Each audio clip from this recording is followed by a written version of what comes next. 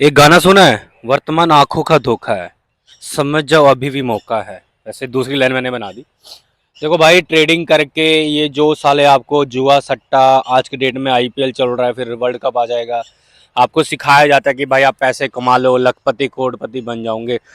Trust me bro, और कंगाल हो जाओगे आप।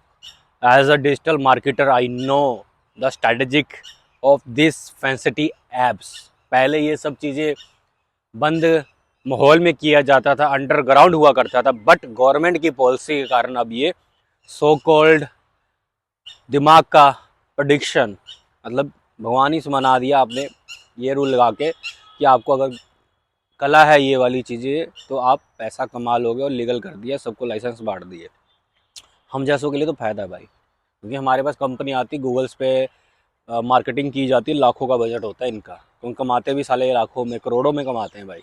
बट एज अ गाय, जो कि आपको हमेशा एडवाइस देता हूँ मैं, रिलेशनशिप को लेकर, वेल्थ को लेकर, मनी को लेकर, इमोशंस को लेकर, भाई tough work is always make you rich and easy work never gonna to make you penny off. मतलब जो आपके पास थोड़ा सा भी पैसा होगा वो भी आप गवा दोगे इस फास्ट मनी के बहकावे में।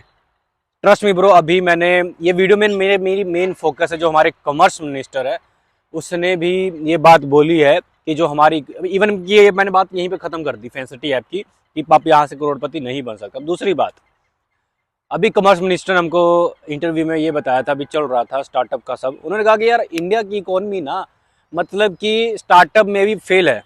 वो कैसे भाई, डिलीवरी बॉय बना रही है, कुछ इन्वेंशन हो ही नहीं रहा, हम सर्विस बेस्ड इकोनॉमी बनते ही जा रहे हैं, चीप लेबर अवेलेबल है तो उसी पर फोकस किया जा रहा है कि 5 मिनट में ये डिलीवरी मिल जाएगी, 10 मिनट में ये मिल जाएगा, वो मिल जाएगा। बेरोजगारी ऑलरेडी पीक पर है, तो आप लोग इसको समझते हो कि भाई ये बढ़िया काम है, डिलीवरी बॉय वाली जॉब है, और आप लगे हुए इसी में काम करने के लिए। भाई it is very very very not a professional job you think.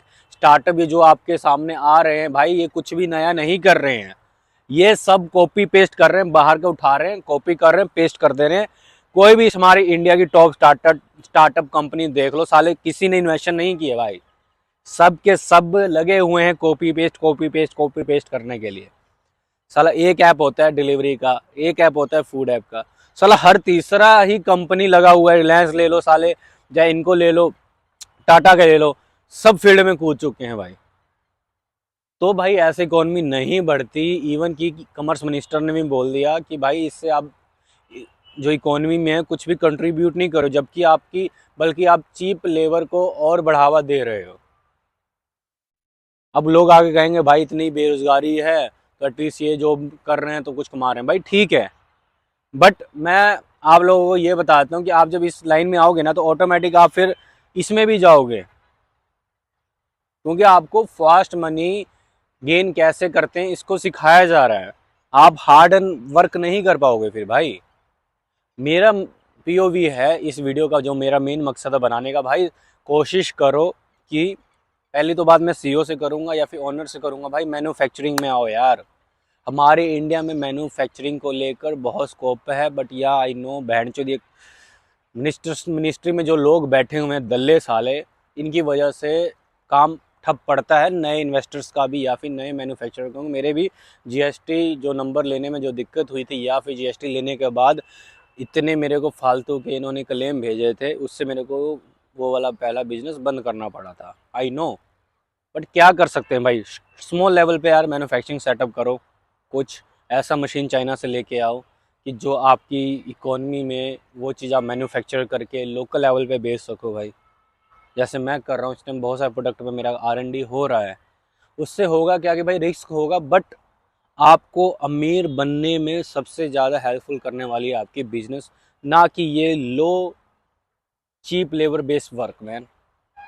और सही में ये आपके लिए अपॉर्चुनिटी, अगर आप अभी से कुछ मैन्युफैक्चरिंग फील्ड में घुस जाओगे, बिजनेस फील्ड में घुस जाओगे, क्योंकि कंपटीशन ना के बराबर है हमारे इंडिया में, क्योंकि सभी स्टार्टअप को फंडिंग मिल रही है, वो जा रहे हैं इसी कॉपी पेस्ट वाले में, उनका भी दिमाग काम नहीं कर रहा।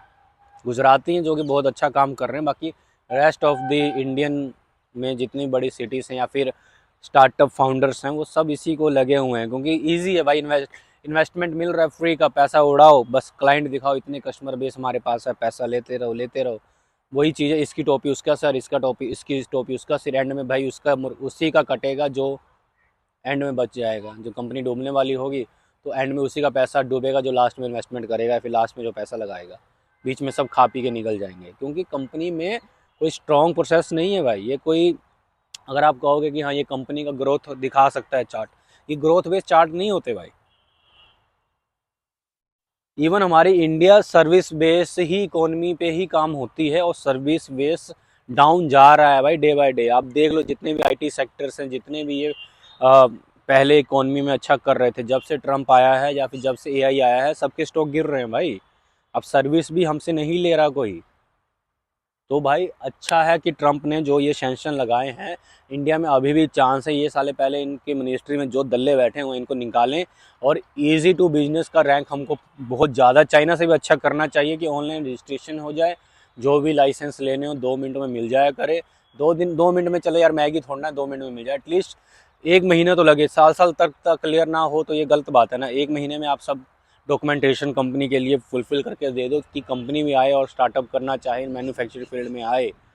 अब सरकारें तो बोलती बहुत कुछ है, करती कुछ भी नहीं है, ये तो मैं मानता हूँ बात, मेरे साथ बीता है तो मैं आपके साथ एक्सपीरियंस शेयर कर रहा हूँ। बट मैं ये कह रहा हूँ कि आप मैन्युफैक्चरिंग लाइन में आओ, आप उस फील्ड में आप टाई अप करो जहाँ पर आपको लगता है कि लोकल बिजनेस। मैं बहुत सारे आपको आइडिया दे सकता हूँ यार, बैठे बिठाए मेरे को बहुत सारे दिमाग में आइडिया चलते रहते हैं। जैसे फॉर एग्ज़ाम्पल, अभी ये होली का सीज़न गया था, है ना। होली में गुब्बारे बिकते हैं, वो पिचकारियाँ बिकती हैं, ये सब बॉल्स बिकते हैं, कलर बिकते हैं। चलो कलर नहीं बना सकते, एटलीस्ट ये प्लास्टिक के सामान तो बना सकते हो। उसकी मशीनें भी एक 10 बाय 10 के रूम में आराम से सेट बैठ सकती हैं, ठीक है। अब नया त्यौहार और आने वाला है, जैसे कि अभी आने वाले टाइम में रक्षाबंधन आएगा, आप राखी बनाने वाली मशीनें सेटअप कर सकते हो। या फिर दिवाली आने वाली, दिवाली में पता नहीं कितने सामान मैन्युफैक्चर होते हैं, कितने बिकते हैं, इलेक्ट्रॉनिक से लेके घर के आइटम से लेके डेकोरेटिव से लेके कितने आइटम बिकते हैं भाई। अगर आप मैन्युफैक्चर नहीं कर सकते, मैं कहता हूँ मैन्युफैक्चरिंग भी छोड़ो भाई, आप इंडिया घूमो, आपको इतने प्रोडक्ट मिलेंगे जो कि आप डायरेक्ट मैन्युफैक्चरर से डील करके आप ऑनलाइन प्लेटफॉर्म में सेल कर सकते हो, या फिर अपना खुद का ब्रांडिंग करके रीब्रांडिंग के थ्रू सेल कर सकते हो। बहुत सारी कंपनियां ऐसे ही ग्रोथ की हैं, फिर उन्होंने अपना प्रोडक्ट बनाया है भाई। मैं आपको एग्जांपल दे सकता हूँ, बहुत सारी ऐसी कंपनियां हैं जैसे मामा अर्थ हो गया, ये अपने खुद के प्रोडक्ट मैन्युफैक्चर नहीं करती, ये मैन्युफैक्चरर से इन्होंने टाई अप कर रखा हुआ है, वहीं से प्रोडक्ट आते हैं और ये ऑनलाइन प्रमोट करके इनको बेचते हैं, अपना अपना प्रॉफिट मार्जिन रखते हैं। इवन जो मेरे खुद के जो प्रोजेक्ट पे काम चल रहा है, वो चाइना से कुछ गुड्स को इंपोर्ट करना है और उसकी री ब्रांडिंग करके हमारे इंडिया में भेजना है, बेचना है। और जब मार्जिन अच्छा खासा होगा तो हमने उसका मशीन मंगा लेना, क्योंकि मशीन की इन्वेस्टमेंट ही बड़ी कॉस्टली, और इंडिया में वो मशीन मंगाने के लिए एटलीस्ट मुझे कम से कम 5 साल मेहनत करना पड़ेगा, तभी वो इंडिया में मैं मशीन इंपोर्ट कर पाऊँगा, बिकॉज इंडिया में वो मशीन नहीं बनती भाई। और इंपोर्ट करूँगा तो उस पर जीएसटी जाएगा, मैन्युफैक्चरिंग कॉस्ट जाएगा, उस मशीन को मंगाने के लिए लाइसेंस लेना पड़ेगा, 100 लफड़े हैं यार। बट या मेरे को मैं तो देखो भाई, मैं होप वाला इंसान हूँ, मैं होप रखता हूँ हर चीज़ पे। मैं ये मानता हूँ चलो आज सरकारें नहीं समझ रही, बट आने वाले टाइम में तो समझेंगी, कुछ ऐसी पॉलिसीज ले आएंगी जिससे हम कुछ कर सकें। चाइना देख लो भाई, वो दुनिया से इम्पोर्ट करता है और उसकी कॉपी निकाल देता है, हम क्यों नहीं कर सकते।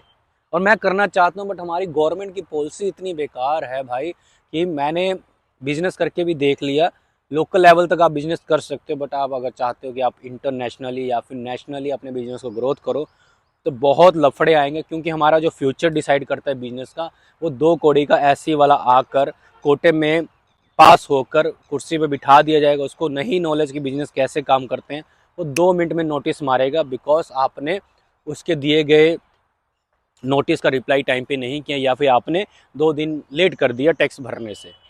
ऐसे भाई होते हैं काम। मतलब कि नोटिस भेजने के लिए, जुर्माना भेजने के लिए इनके पास समय है, बट जब हमको लाइसेंस लेना है बिजनेस के लिए, हमको सारे फॉर्मेलिटीज़ क्लियर करनी, तब इनके पास समय नहीं है भाई। देख लो कितनी दोगली चीज़ दुनिया में चल रहे हैं, दल्ले बैठे हुए हैं भाई, बिकॉज सब पैसे का फ्लो है। अब पता ही, अगर नोटिस भेजेंगे तो भाई वहाँ से रिश्वत आ सकती है, या फिर उनको प्रमोशन मिल सकती है, बट लाइसेंस देने में भाई मेहनत लगती है।